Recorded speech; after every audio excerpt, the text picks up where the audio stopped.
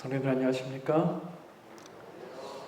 이 귀하고 복된 시간에 하나님의 저를 찾으신 여러분들을 환영하고 또 각 처소에서 또 각자 계신 곳에서 함께 하시는 우리 모든 성도님들께 이 시간 우리 하나님의 특별하신 은혜와 또 귀한 섭리가 함께 하시기를 간절히 기도합니다. 지난 화요일에 이어서 오늘도 함께 교과의 내용을 좀 살펴보는 시간을 가지려고 합니다. 오늘은 8과입니다. 예수님처럼 봉사하라 라는 제목인데요.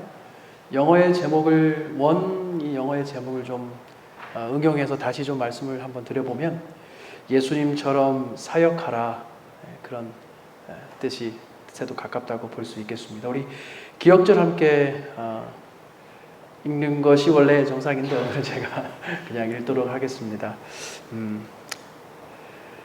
무리를 보시고 불쌍히 여기시니 이는 그들이 목자 없는 양과 같이 고생하며 기진함이라.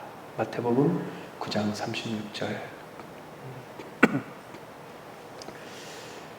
무리를 보시고 불쌍히 여기시니 이는 그들이 목자 없는 양과 같이 고생하며 기진함이라. 예수님께서 우리와 함께 하신다는 사실을 여러분 믿으십니까?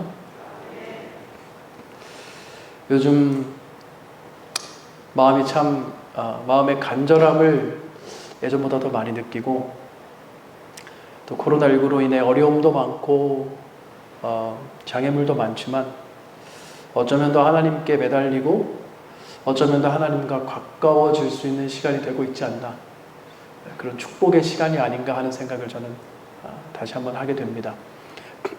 여러 가지 물리적인 제약들이 많은 상황이지만 함께 이 시간에 교과의 말씀을 통해서 이 복된 또 거룩한 시간에 여러분들과 저희 마음이 다시 한번 우리 하나님의 긍휼하심과 그분의 사랑에 감동되어지기를 간절히 소망해 봅니다. 안식일 그 도입 부분에 이런 글이 있습니다. 예수님은 순수한 마음으로 사람들을 돌보셨다. 그분은 자신보다 그들의 필요와 염려에 관심을 기울이셨다. 그분의 생애는 전적으로 다른 사람에게 초점이 맞춰져 있었다. 그분은 삶 자체가 사랑과 긍휼의 사역이었다. 이번 기가 이 선교에 대한 내용이잖아요. 또 특별히 하나님의 선교에 동참하고 그 하나님의 선교를 함께 나누는 기쁨이라고 이야기를 제목을 붙였는데, 또 그러한 내용인데 여러분 어떻게 공부하시면서 어떠셨습니까? 어떤 분들은 매우 쉽다, 내용이 기본적인 내용 아니냐, 또 어떤 분들은 저자가 잘 정리한 것 같다, 다양한 또 이런 것들 저런 것들 느꼈다고 말씀하시는데, 저는 이 교과 공부를 하면서 많은 생각을, 또 제 자신을 많이 좀 돌아보게 되었습니다. 오늘도 굉장히 8과가 명료하고 좀 어렵지 않은 내용처럼 보이지만 내용은 그것이 내 삶에 적용되어지기는 정말 너무 어려운 게 아닌가, 그런 마음을 좀 가지게 됩니다. 예수님처럼 사역하라. 오늘 이 교과에서 저자는요, 예수님처럼 봉사하고 사역하는 것이 우리에게 맡겨진 작은 일, 또 우리 주변에 있는 지극히 작은 한 사람에게 사랑과 친절을 베풀고 우리의 곁에 있는 사역, 또 우리의 곁에 있는 임무, 우리의 곁에 있는 한 사람에게 대하는 그것이 곧 예수님의 위대한 사역이 될 수 있다라고, 그것이 중요한 열쇠다라고 이야기하고 있는 것 같아서 굉장히 마음이 좀 많은 생각을 하게 되는 것 같습니다. 계속해서 좀 이 내용들을 좀 살펴보겠습니다. 첫째 날은 사람들을 대하시는 예수님의 자세라는 제목으로 나와 있는데, 너희는 세상의 소금이니 너희는 세상의 빛이라. 우리 마태복음 5장 13절과 14절의 말씀이잖아요. 내용을 보면 이렇습니다. 너희는 세상의 소금이니 소금이 만일 그 맛을 잃으면 무엇으로 짜게 하리요? 후에는 아무 쓸데없어 다만 밖에 버리워 사람에게 밟힐 뿐이니라. 너희는 세상의 빛이라. 산 위에 있는 동네가 숨기우지 못할 것이요 사람이 등불을 켜서 말 아래 두지 아니하고 등경 위에 두나니 이러므로 집안 모든 사람에게 비추느니라.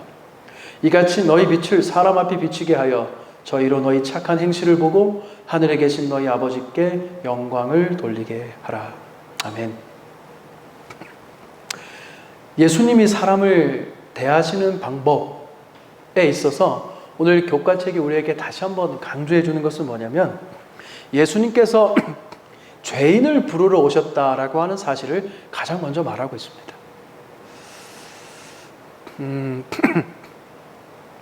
예수님이 누구를 부르러 오셨다고요? 저는 이 말과 이 말이 동일한 의미를 갖고 있다고 생각하는데 여러분도 그러신지 한번 좀 여쭙고 싶습니다. 예수님이 죄인을 부르러 오셨습니다 라고 말할 때 그 죄인이라는 단어 대신에 저는 저 자신을 넣기를 주저하지 않습니다. 그래서 예수님이 저를 부르러 오셨습니다. 예수님이 누구를 부르러 오셨다고요? 나를 부르러 오셨다. 예수님이 여러분 한 분 한 분을 또 저를 부르러 이 땅에 오신 것이다. 좀 더 정확히 말하면 예수님께서 죄인인 나를 부르러 이 땅에 오셨다는 것입니다. 이것이 예수님을 대하시는 사람들을 대하는 예수님의 자세의 근본이라는 것입니다. 여기 교과책에 보면 예수님은 항상 다른 사람들을 유익하게 할 방법을 찾으셨다. 그리고 그들에게서 최선의 반응을 끌어내셨다. 당시 종교 지도자들이 그분에게 했던 비난 중에 하나는 그분이 죄인을 영접하고 음식도 같이 먹는다는 것이었다. 그들은 그분이 경건하지 않은 자들과 어울리는 것을 문제 삼았다. 그들의 신앙의 태도는 포용이 아닌 배척에 가까웠다. 그들은 나는 의인을 부르러 온 것이 아니요 죄인을 부르러 왔노라는 예수님의 말씀을 듣고 깜짝 놀랐다. 예수님께서는 죄인을 부르러 오셨다. 그러한 마음으로 예수님이 사람들을 대하셨는데 이 당시의 종교 지도자들은 그 말을 듣고 깜짝 놀랐다고 하는 것입니다. 교과책은 이렇게 말합니다. 서기관, 바리새인, 사두개인들 그 종교 지도자들의 신앙이 일종의 회피 같은 거였다는 것입니다. 그러니까 그들은 신앙생활을 한다는 것이 죄악의 오염으로부터 피해서 도망가는 것이 구별, 거룩이라고 생각을 했던 겁니다. 그래서 그걸 위해 최대한 노력하고 모든 규례와 율법들을 지키는 것이 중요하다고 생각했죠. 그러나 예수님은 죄에 오염되지 않으셨지만 세상을 구원하기 위해 죄를 피하지 않으시고 죄의 구렁텅이로 뭐 하셨다? 뛰어드셨다라고 얘기합니다. 그렇게 그분이 세상의 빛이 되셨다. 빛은 숨지 못하잖아요. 우리 마음에 예수님과 같이 사람들을 대하는 사랑의 정신을 가지게 되면 그것이 숨어서 어두움 가운데 있지 않고 뚫고 나와서 전달이 된다는 겁니다. 마치 예수님이 죄를 피하지 않으시고 죄의 구렁텅이로 뛰어드셔서 이 땅에 오신 것처럼 그렇다는 것입니다. 소금인데 소금은 사실 음식을 만들 때 쓰죠. 여기 보니까 소금의 예증을 사용하여 자신의 제자들을 비유하셨을 때 예수님은 세상의 진정한 자산은 가장 힘있고 부유한 자들이 아니라고 말씀하셨던 것이다. 함께 좀 눈으로 읽으시면 좋겠습니다. 이 세상의 진정한 자산은 하나님의 나라를 위해서 세상의 변화를 가져올 수 있는 헌신한 그리스도인들이다. 그들이 보여주는 이타적인 봉사와 사랑의 행위들은 세상의 아름다움을 보존하고 그것의 분위기를 밝게 한다. 참 좋은 말이죠. 신앙은 성적표가 아니라 그 삶의 또 마음의 자세라고 저는 생각을 합니다. 여러분 어떻게 동의하십니까? 신앙이 뭐가 아니라고요? 성적표 같은 것이 아니라 신앙은 내가 얼마나 이 책을 또 이것을 사랑하고 정말 소중히 여기고 아끼는가 하는 자세의 문제다라고. 물론 자세가 좋은 사람이 성적도 당연히 좋겠죠. 그러나 단순히 성적표의 수치를 받아들이는 것 이상의 자세를 말하는 것이 사실은 신앙이 아닌가. 죄인을 예수님이 부르러 오셨다라고 했는데 내가 정말 죄인이라고 하는 것을 깨닫고 느끼는 것이 우리의 신앙의 출발점이라는 생각을 저는 합니다. 여러분 동의하십니까? 내가 죄인이라는 사실, 내가 예수님이 아니면 해결책이 없고 답이 없는 죄인이라고 하는 사실을 깨닫는 것이 모든 우리 신앙의 출발점이며 저는 또한 동시에 그것이 최고의 완성점이다, 이렇게 생각을 합니다. 나의 죄악을 깨닫는 것이 좀 더 구체적으로 말하면 모든 우리 신앙의 또 삶의 문제를 해결하는 열쇠가, 실제적인 열쇠가 된다는 것입니다. 성도와 성도 간의 문제도 그렇고 우리 삶에서, 직장에서, 사회 속에서 이웃들과 관계를 맺을 때도 그렇고 어떤 중요한 일을 할 때도 그렇고 사실은 이것이 근본적인 해결의 열쇠가 된다는 것입니다. 또 역시 그것이 선교의 출발점, 시작점인 것입니다. 뭐가요? 나의 죄를 깊이 깨닫고 느끼는 것. 내가 죄인이라는 사실을 깨닫는 것.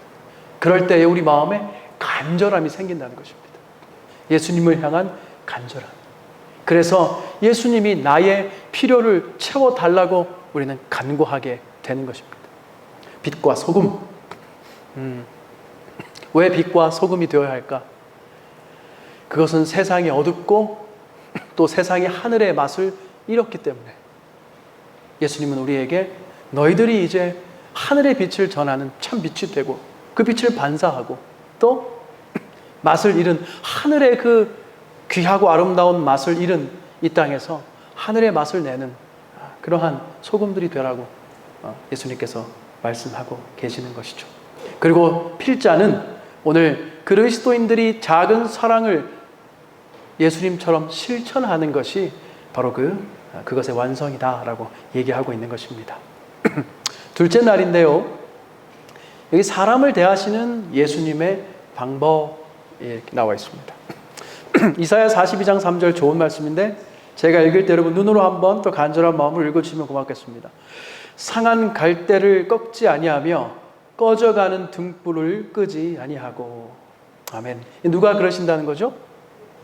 우리 하나님께서 그러한 마음으로 우리의 상한 심령을 또 우리의 꺼져가는 연약한 영혼을 돌보신다라고 그런 의미를 담고 있는 참 은혜로운 성경절입니다. 예수님의 목표는 사람들에게서 최선의 반응을 끌어내는 것이었는데 여기 보니까 특히 곤란한 상황에서도 그분은 은혜로 응대하셨다. 하나님은 항상 은혜와 진리를 말씀하시고 은혜와 진리 위에서 모든 것을 행하시고 은혜와 진리로 사람들을 대하셨다는 겁니다. 그래서 그분의 접근 방식은, 그분의 접촉은 사람들의 마음을 누그러뜨리고 사람들을 편안하게 하고 사람들의 긴장을 완화시켰다는 것이에요. 그리고 나서 들어가는 그분의 진리가 사람들의 마음에 뭐예요?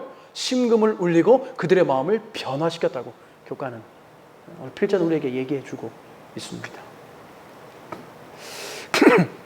여기 마태복음 8장과 마가복음 10장에 보면 두 예가 나오죠.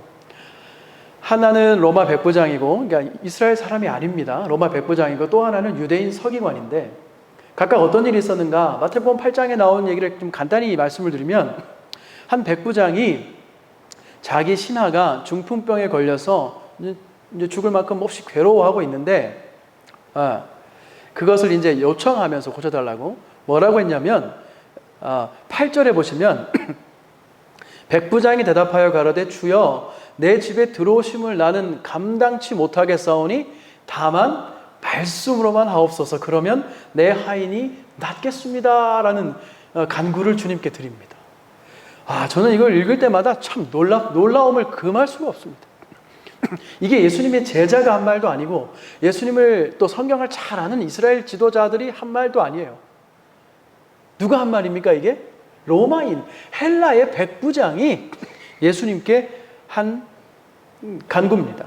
다만 말씀으로만 하셔도 충분히 제가 보니 제 하인이 낫겠습니다 라는 거예요. 그러면서 이렇게 얘기합니다. 9절 나도 남의 수하에 있는 사람이요 내 아래도 군사가 있으니 이더러 가라 하면 가고 저더러 오라 하면 오고 내 종도로 이것을 하라 하면 하니까 하나이다. 10절 예수께서 들으시고 기이 여겨 좇는 자들에게 옆에 사람들에게 이르시되 또 제자들에게 말씀하시되 이미 하나님을 알고 성경을 잘 아는 사람들에게 말씀하시되 내가 진실로 너희에게 이르노니 이스라엘 다시 말하면 하나님의 백성 중 아무에게서도 이만한 믿음을 만나보지 못했다. 와 여러분 이런 칭찬 듣고 싶으십니까? 여러분 헬라인에게 다시 말하면 비신자예요. 비교인에게 어떤 면에서는 재림신자가 아닌 사람에게 그리스도인이 아닌 사람에게 예수님이 이렇게 말씀하시는 거예요. 그 믿음을 보시고 주여 말씀으로만 하셔도 충분히 될 줄로 제가 믿습니다. 제가 주님을 보니 그러한 분이십니다. 정말 놀라운 고백이에요. 예수님을 정말 알아본 것 같습니다. 이 사람이 말씀이 육신이 되신 예수님을요. 여기 이번 기회에 부교재가 있습니다.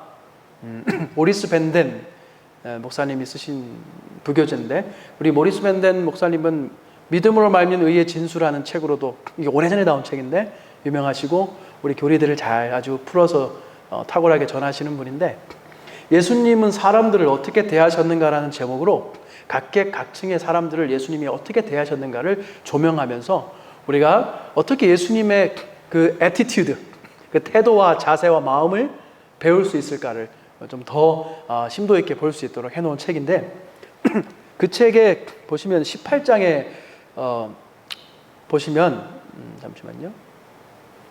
17장에 보시면 예수님을 비교인들을 예수님이 어떻게 대하셨나라는 챕터가 있습니다.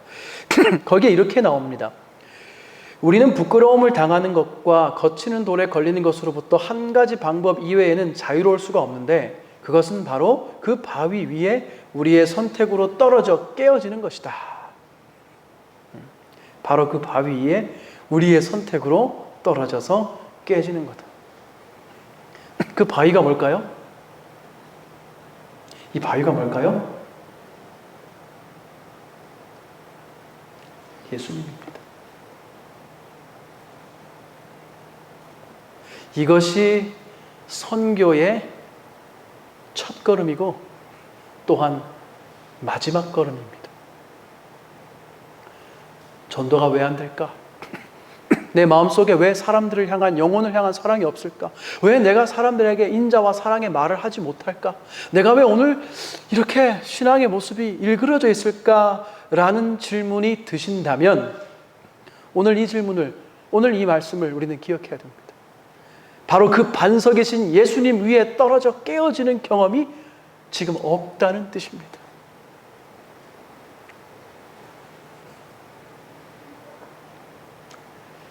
우리는 오늘 예수님과의 관계 속으로 들어가는 것과 그분을 따르는 것과 우리가 우리 자신을 구원할 수 없다는 진리에 굴복하는 것을 선택할 수 있다. 우리는 믿음의 칭찬을 받은 그 헬라인들과 함께 오늘 예수님을 보기 위하여 구할 수 있다. 참 의미심장한 말씀이죠. 오늘 신앙은 사실 우리 죄악의 자아와 끊임없이 버리는 사투라고 저는 생각을 합니다. 그리고 그 속에서 우리는 전적으로 예수님께 의지해야 할 필요성을 깨닫게 되고 그리고 그렇게 우리에게 오셔서 전적으로 우리를 들어서 구원하시고 때로는 그것이 그분께 떨어져 깨어지는 경험이라 할지라도 그렇게 인도하시는 하나님을 만나는 것이 그리고 그렇게 간구하는 것이 그렇게 해달라고 간구하는 것이 우리의 신앙의 본질이 아닌가 그런 생각을 하게 됩니다. 그리고 그 속에서 십자가를 경험하고 그러한 죄악의 나를 죄된 나를 예수님이 어떻게 대하셨는가 오늘 교육과의 제목처럼 예수님이 어떻게 대해 주셨는가 나에게 그것을 깨닫게 되는 것이 우리가 신앙이 성숙해지는 핵심적인 열쇠라고 오늘 교과는 얘기하고 있는 것입니다. 그렇게 될 때 우리도 다른 사람들에게 그렇게 부드럽게 예수님처럼 때로는 간절하게 때로는 단호하게 또 때로는 인자하게 그들을 대할 수 있게 된다.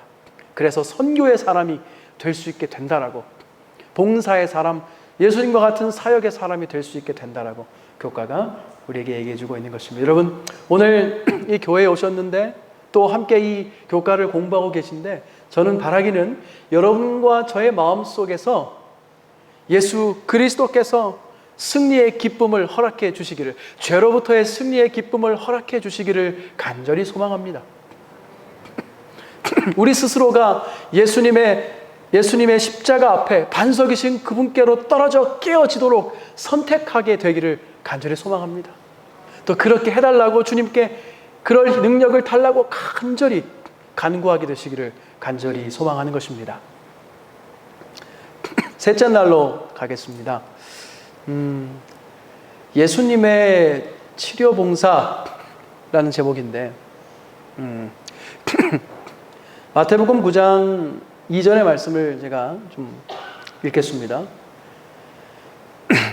침상에 누운 중풍병자를 사람들이 데리고 오거늘 예수께서 저희 믿음을 보시고 중풍병자에게 이르시되 소자야 안심하라 내 죄사함을 받았느니라.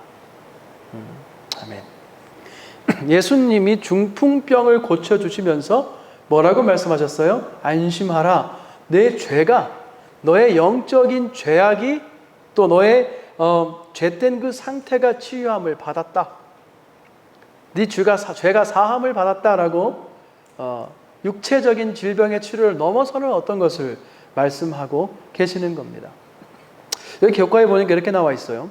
우리 주님의 전도 방법은 암기된 화술이나 판에 박힌 설명보다 훨씬 뛰어났다. 그것은 생명처럼 풍요롭고 역동적이었다. 우리는 매일 육체와 정신과 정서와 영적인 분야의 온갖 필요를 가지고 있는 사람들과 어울려 지낸다. 그리스도께서는 우리를 통해 그들의 필요를 채워주고 싶어 하신다. 그러려면 우리는 그들의 외로움, 슬픔, 마음의 고통에 공감하며 그들의 기쁨과 소망과 꿈에 관심을 보여야 한다. 예수님이 우리를 통해서 우리 주변의 사람들의 필요를 채워주고 싶어 하신다라는 겁니다. 오늘 우리 주변에 있는, 특별히 이 시기에, 이러한 시기에 더욱 우리 주변에 있는 사람들의 필요에 좀 민감한 우리의 모습이 되어야 되지 않겠는가 하는 생각을 하게 됩니다. 여기 셋째 날에 보면 중풍병자와 혈루증 걸린 여인이 나오는데요. 이 중풍병자에게도 그렇고 여기 마가복음 5장 34절에 혈루증 걸린 여인에게도 그렇고 그들을 치유하시면서 예수님이 여기 마가복음에도 내 믿음이 너를 구원하였으니 평안히 가라 네 병에서 놓여 건강할지어다. 항상 예수님이 육체적인 치료와 영적인 치료를 함께 조화를 이루시는 모습을 보는 것입니다. 이게 굉장히 중요한 부분인데요. 우리가 그리스도인으로서 하나님의 선교에 참여한다고 하는 것은 다른 영혼들의 육체적인 필요, 또 물질적인, 또 육신적인, 물리적인 필요뿐만 아니라 사실 더 근본적이고 근원적인 영적인 필요까지도 채워주는 것을 우리에게 가르쳐 주고 있는 것입니다. 그래서 교과는 이렇게 말합니다. 그리스도의 치료 봉사는 육체적이고 정서적인 치유 그 이상을 포함했다. 예수님은 죄로 인해 파괴되고 부서진 삶을 사는 사람들이 온전한 삶을 경험하게 되기를 바라셨다. 그래서 그분께 영적인 치유가 빠진 육체적인 치료는 불완전한 것이었다. 저는 이거 보면서 참 많은 생각을 했어요. 내가 과연 나의 이 신앙이 정말 균형을 잘 이루고 있는가 하는 질문을 저 스스로에게 하게 되는 것입니다. 제가 혹시 삼육두유에 계신 분이 계시면 좀 그런데 제가 이 파우치 두유를 싫어합니다. 삼육두유 파우치 아세요? 삼육두유에 보면 이게 옛날 처음 모델이 파우치에 들어있는 게 있는데 굉장히 진합니다. 저희 어머님이 어릴 때 그걸 너무 많이 이게 먹으면 머리 좋아진다고 계속 주셔가지고 날마다 하나씩 먹었더니 나중엔 쳐다보기 더 싫은 거예요. 그래서 이 파우치를 먹으면 지금도 좀 머리가 괜히 아픈 것 같고 보면 우리 서경진 장로님 죄송합니다. 삼육두유는 건강에 좋고 다양한 맛이 나왔기 때문에 요즘 많이 드시면 좋습니다. 근데 왜 제가 이런 얘기를 했냐면 우리의 건강기별 또 우리의 이 치유봉사 또 우리의 이런 어떤 신앙의 모습들이 오늘 교과책이 시사하는 바가 우리에게 크다는 것입니다. 우리가 뭐 어떤 음식을 절제하고 또 우리의 삶의 모습을 또 외모를 또 이렇게 아주 표준에 맞게 살아가는 것이 당연하고 그것이 매우 중요한 일이지만 여기 뭐라고 그랬습니까? 영적인 것이 빠진 그것은 굉장히 반쪽짜리, 불완전한 것이다라고 얘기하는 것입니다. 건강기별 또 우리의 신앙의 또 표준들의 첫 번째 우선순위가 첫 번째가 뭐냐면 다른 사람의 필요를 채워주고 싶은 사랑과 동정의 마음이라는 것입니다. 뭐 틀에 맞지 않는 사람, 우리가 볼 때 약간 재림교인 같지 않은 사람, 그리스도인 같지 않은 사람, 또 건강기별대로 살지 않는 사람을 정죄할 필요가, 그들에 대해서 불편하게 여길 필요가 전혀 없다는 것이 참 저는 오늘날 복음이라고 생각을 합니다. 우리는 사랑을 베풀고 그 모본이 되어야겠지만 모본이 되면 되는 겁니다. 그들을 정죄하고 또 불태우는 것은 어떤 면에서 성령이 하실 일인 겁니다. 그런데 우리가 때로는 저 자신도 나도 모르게 그것을 불편해하고 또 그렇게 바라보고 또 내 자신에게도 그것을 너무 심하게 어떨 때는 적용해서 너무 깊은 절망에 빠진다든지 그런 것을 우리 주님이 원치 않으신다고 오늘 교과가 우리에게 시사하고 있는 것입니다. 우리의 기별에, 우리의 신학의 첫 번째가 뭐라고요? 요거를 한 번만 작게 따라해 보시면 좋겠어요. 코로나라 좀 따라하는 게 그렇긴 말하는 게 그렇지만 사랑과 은혜, 사랑과 은혜가 우리의 신앙의, 우리의 건강 기별에도 우리의 모든 기별의 복음의 기초라고 이야기하고 있습니다. 신속하게 넷째 날로 갑니다. 두 번째 치료봉사입니다. 예수님의 아주 간단합니다. 예수님의 치료봉사 2 수요일 소지는 예수님이 세 가지 기초를 가지고 사역을 하셨다는 겁니다. 첫 번째는 뭐죠? 본문에 나오죠. 성경절에 가르치셨다. 두 번째는 복음을 전파하셨다. 세 번째는 고치셨다는 것입니다. 그래서 이것을 여기 교과책에서는 예수님의 사역의 기초를 이루는 3중 접근 방식이다. 우리 삶에 굉장히 도입할 만하겠죠? 그 내용을 보면 가르침과 설교와 치유의 사역, 그것을 잘 조화롭게 결합시키셨다는 것입니다. 가르침과 설교는 다릅니다. 제가 오늘 설교하듯이 교과를 하지 않습니다. 오늘은 말씀을 가르치고 내용을 잘 이해시키고 또 그 가운데 감동을 찾아내는 말씀을 공부하는 시간과 또 말씀을 복음을 전파하는 설교의 시간은 예수님은 구분하고 계십니다. 그리고 사람들을 찾아가 봉사하고 치유하고 돕는 그러한 사역을 또 구분하고 계시고요. 그래서 이 세 가지가 예수님의 삶 안에서, 삶 속에서, 사역 속에서 아주 조화롭게 또 역동적으로 함께 결합되었다는 것이죠. 또 그래서 몸의 치유와 또 마음의 치유, 영적인 치유는 또 다르다고 여기서 성경은 얘기하고 있는 것이죠. 그래서 예수님의 이 전도는 종합적이고 체계적이고 아주 고루고루게 복합적으로 잘 결합되어 있는 치료 봉사였다라고 넷째 날 소지가 우리에게 말하고 있습니다. 한 가지 특이한 사실이 나오는데 마가복음 1장에 한 번은 예수님이 항상 예수님께서 사람들을 고치시고 봉사하시는 이적에 많은 시간을 상대적으로 세 가지 사역 중에서 쓰셨는데 이날은 여기 본문에 보니까 해질 때 병자, 귀신 들린 사람들이 예수님께 많이 왔어요. 우르르 나와왔는데 여기 33절은 온 동네가 문 앞에 모였다라고까지 얘기합니다. 그런데 35절에 보면 예수님이 거기서 치유 봉사를 하지 않으시고 어떻게 해요? 새벽에 일어나 나가 한적한 곳으로 가서 기도하시더니 그러니까 제자들이 줄줄 가서 예수님 사람들이 많이 기다리고 있습니다. 고쳐주셔야죠 하니까 38절 우리가 다른 가까운 마을로 가자. 거기서도 전도하리니 내가 이를 위하여 왔노라. 이상하게 이날은 예수님이 그 사람들을 외면하시고 다른 마을로 빨리 가자고 그러시는 거예요. 예수님의 원칙과 좀 맞지 않아 보이잖아요. 그 다음 39절은 이에 온 갈릴리에 다니시면서 저희 여러 회당에서 전도하시고 이렇게 나옵니다.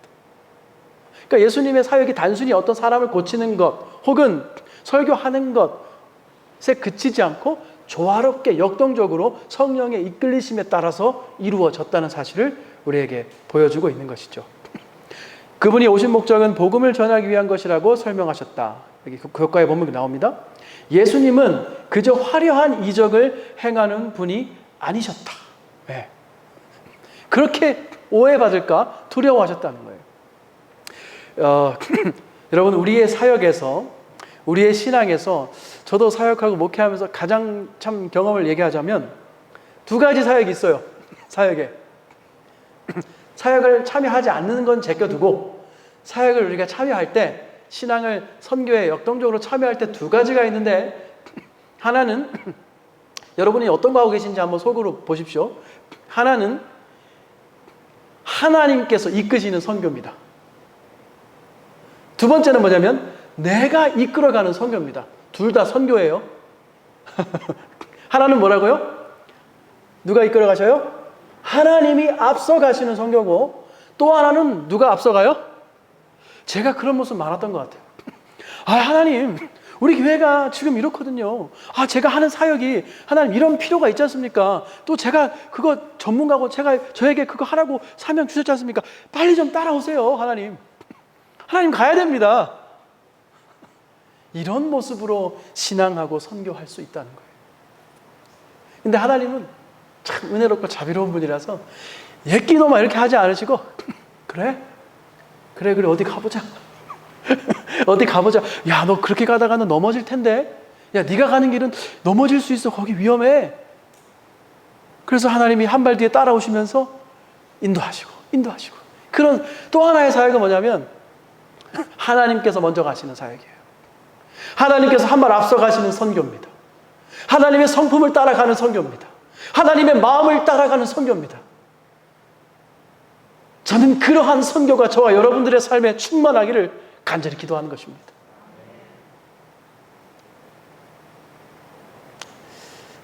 정리하면서의 마지막 소지인데, 그래서 목요일은 예수님께 중요한 게 뭔가를 얘기합니다.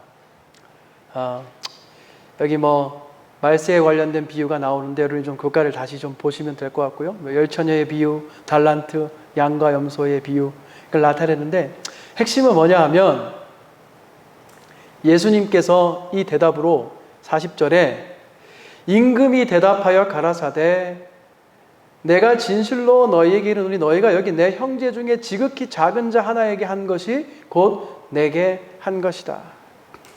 이것이 기독교라는 겁니다. 참 두려운 말씀이고 도전이 되는 말씀이죠.